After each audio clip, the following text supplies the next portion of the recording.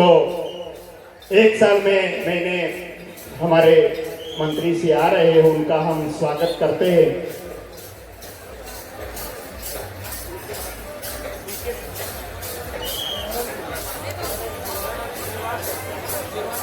जीरवाल sir आ रहे हैं हमारे बीच में, हाँ हम उनका स्वागत करते हैं। हेलो, मैं निवेदन करती हूँ कि यहाँ पे माननीय मंत्री महोदय नरहरि झिरवाल साहब पधारे हैं, उनका तालियों से हम स्वागत करते हैं। Welcome sir.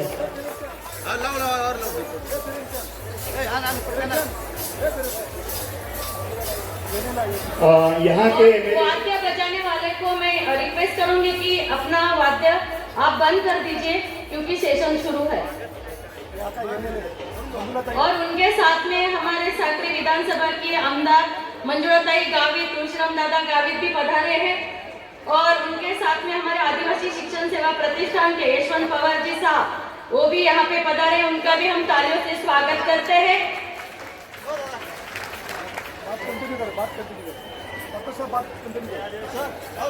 तो सब अपना स्थान लेंगे ऐसा विनती है। तो मैं पॉलिटिकल बात कर रहा था।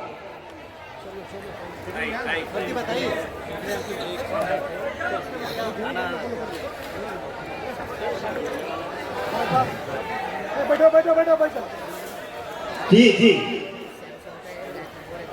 गलत मत समझिए मेरी बातों को, लेकिन ये जिम्मेदारी की बात है। जिम्मेदारी कब हम पूर्ण करेंगे?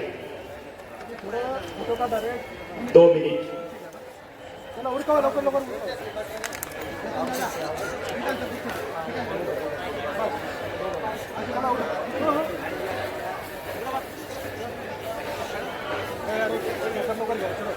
बात अरे जितनी बात कर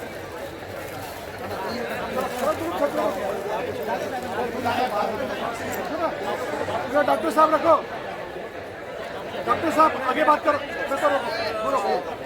थैंक यू सर को अपनी जगह। सब अपनी अपनी जगह ले लो। मेहमानों को बैठने की कृपया व्यवस्था करें। है कि नहीं? वो कभी बोलते हैं क्या? नहीं बोलते ना। फिर योजना आती है तो क्या होता है? योजनाएं आती है, रास्ता आता है, फिर हम जमीन रास्ते पे आते हैं, पुलिस का मार खाते हैं, पुलिस हमको तोड़ देती है, कमर तोड़ देती है ना, जेल में डाला जाता है। तो ये एक के बाद आप एक सोचो कि वहां पॉलिसी बनती है, वहां हमारे 47 सांसद बैठे हुए हैं, उनको क्यों भेजा है वहां पे क्यों भेजा है? आदिवासियों का विस्थापन रोकने, आदिवासियों की जमीन रोकने, जमीन जो लूटी जा रही है उसको रोकने, हमारी पहचान को, हमारी संस्कृति को बचाने के लिए वहां भेजा जाता है। ये सही है कि नहीं? तो वहां कोई बोलता है क्या? अभी मणिपुर में हमारी महिलाओं को नंगी करके नचाया गया। चेतर भाई वसावा गुजरात से पधारे, हम उनका स्वागत करते हैं।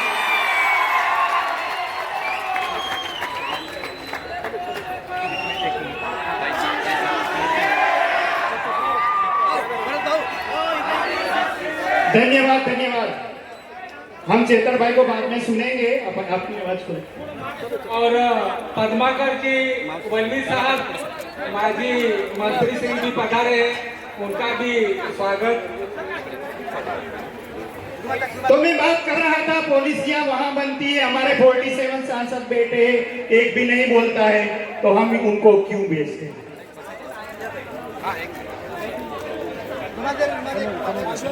चेतर भाई थोड़ा अपना स्थान ग्रहण करेंगे तो हम समय पे अपने कार्यक्रम को आगे ले जा सकेंगे। सभी साथियों को विनती है, हमारे स्वयं सेवक को, कि उनको अपना स्थान दें। मेहमानों को आप बिठा दीजिए ताकि अगला कार्यक्रम अपना चलता रहे और समय भी अपने पास धीरे धीरे कम हो रहा है क्योंकि बोलने वाले बहुत है, नाराज हो जाते हैं, बाद में हम लोगों को थोड़ा सहन करना पड़ता है। इसलिए आप लोगों से गुजारिश है कि मेहमानों को बिठा दीजिए, अपना कार्यक्रम यथावत चालू रहे। तो मैं मानता हूं कि मेरी 10 मिनट स्वागत में निकल गई है, इसलिए मैं 10 मिनट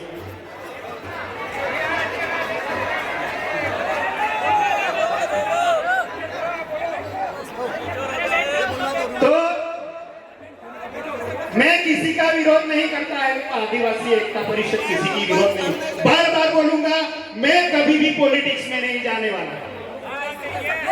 मैं हमेशा समाज के साथ रहने वाला हूं और आदिवासी एकता परिषद भी कभी भी पॉलिटिक्स में नहीं जाएगी, लेकिन अब पॉलिटिकल बात करेगी। तो मणिपुर में जो हुआ, क्या होना चाहिए था? हमारे 47 सांसदों को एक हो जाना चाहिए था और देश के करीब कितने एमएलए है? 5000 के आसपास कितने एमएलए है देश में?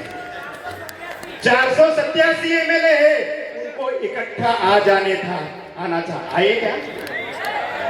हमारी बहनों को कितना मारा गया, कितना नंगा करके नचाया गया, क्या हालत किया, और एक भी सांसद बोलने के लिए तैयार नहीं। क्या बात है? क्यों भेज रहे हैं आप उनको?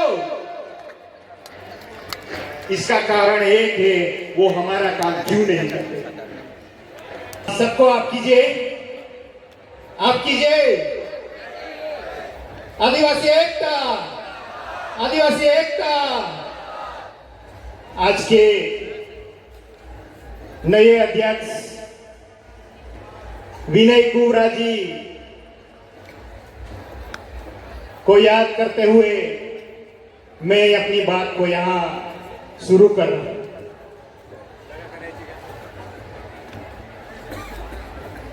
मैं पिछले 7-8 दिनों से यहां पे लगातार हूं। यहां के साथी हमारे यहां बैठे हैं और कई घूम रहे कर्मचारी वर्ग, इतनी मेहनत की है उन्होंने डोंगर भाव को के साथ मिलकर, और आज हमको ये मौका दिया है। उनके लिए हम जोरदार तालियां उनको धन्यवाद करेंगे। रात दिन वो लगे हुए हैं। हम बोलते हैं ना कि हमारे कर्मचारी हमारे साथ नहीं जुड़ते हैं, ये गलत बात है। वो आदिवासी एकता परिषद के साथ जुड़ चुके हैं, इसीलिए हम उनको बहुत बहुत बधाई देते हैं। साथियों, आज मैं निवृत्त हो गया हूं अध्यक्ष के पद से।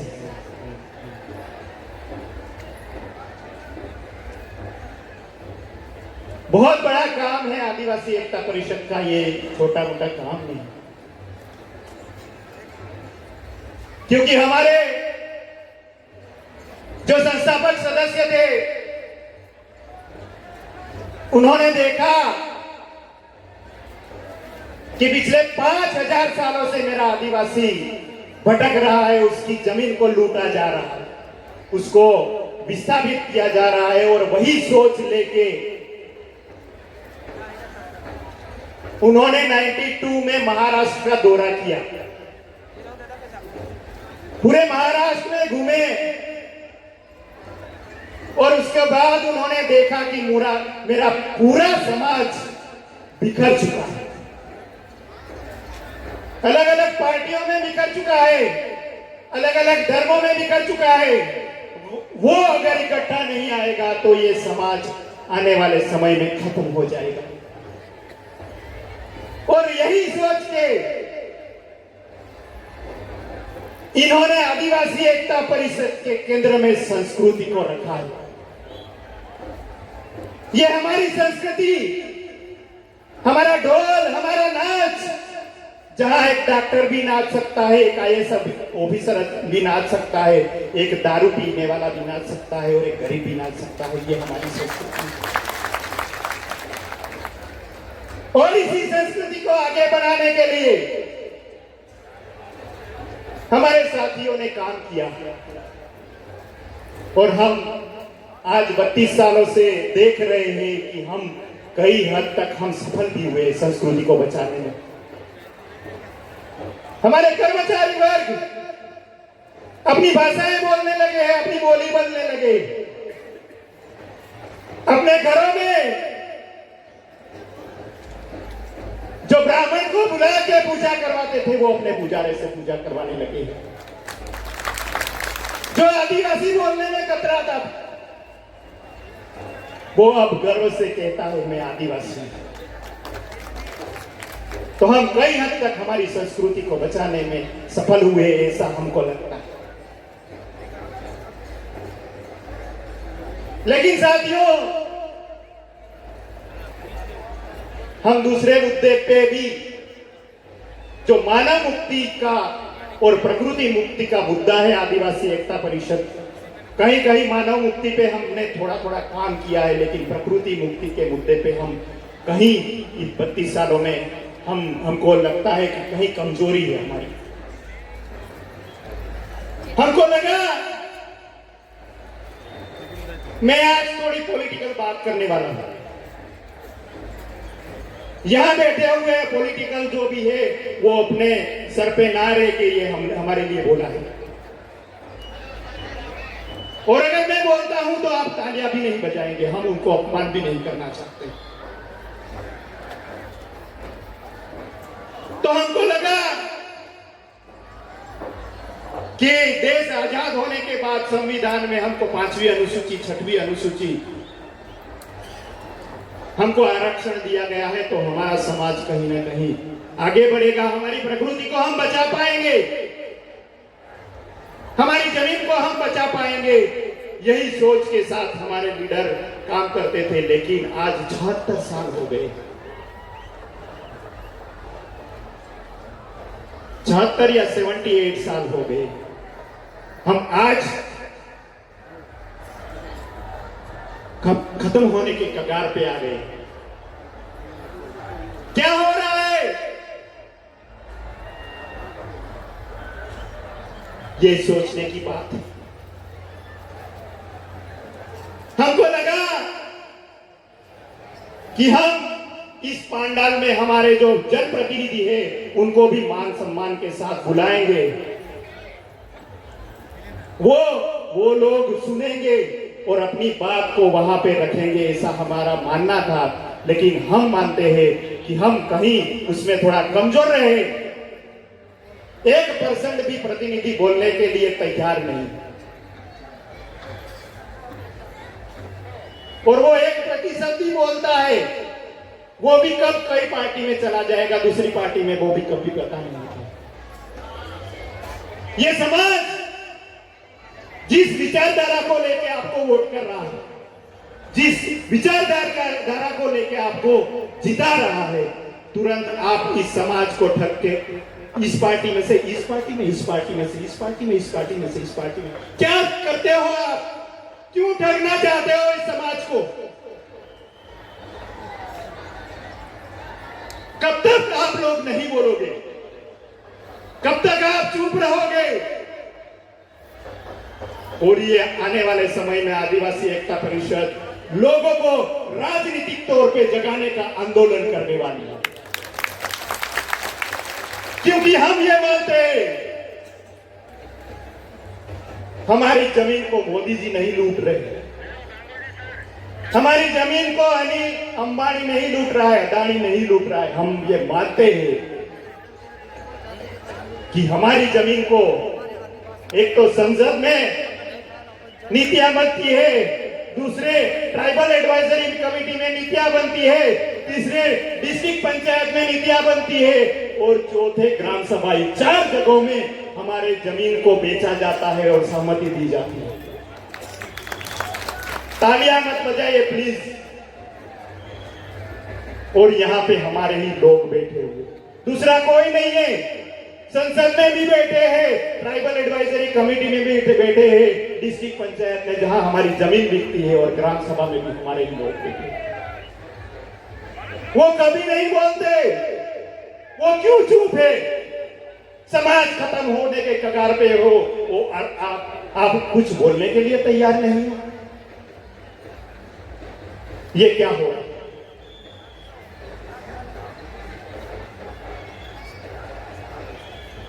तो साथियों, मैं लंबा नहीं बोलने वाला हूं। मैं किसी की टीका नहीं करता हूं, लेकिन पूरे समाज को जागना होगा, क्योंकि वहां बैठे जनप्रतिनिधि, वहां बैठे सरपंच, वहां बैठे डिस्ट्रिक्ट पंचायत वाले तो कुछ नहीं करते हैं, लेकिन हम लोग क्या करते हैं? हम लोग क्या करते हैं? जब चुनाव आता है तो कौन 1000 रुपया देगा, कौन 10,000 रुपया देगा, वो लेके बैठते हैं। एक पोटली दारू की पोटली में बिक जाते हैं।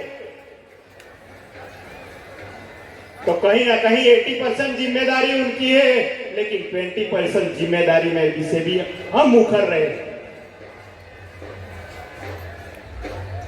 तो राजनीतिक तौर पे समाज जागरूक हो, इस दिशा में आदिवासी एकता परिषद काम करेगी।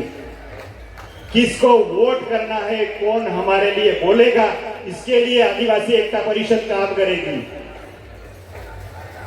हम ये मानते हैं कि ये काम कठिन है, पैसों के आगे बहुत मुश्किल है, लेकिन हम 15, 20, 30 सालों का टारगेट लेके चलेंगे, समाज को इस दिशा में जागरूक करेंगे, ऐसा हम मानते हैं। तो साथियों, मैं आगे आने वाले वक्ता अपनी जिम्मेदारी से बात करेंगे, ऐसा मैं मानता हूं। जो भी है, राजनीतिक है या सामाजिक वक्ता है, वो खुद क्या कर सकता है, मैं क्या कर सकता हूं, इसी दिशा में अपनी बात रखेंगे।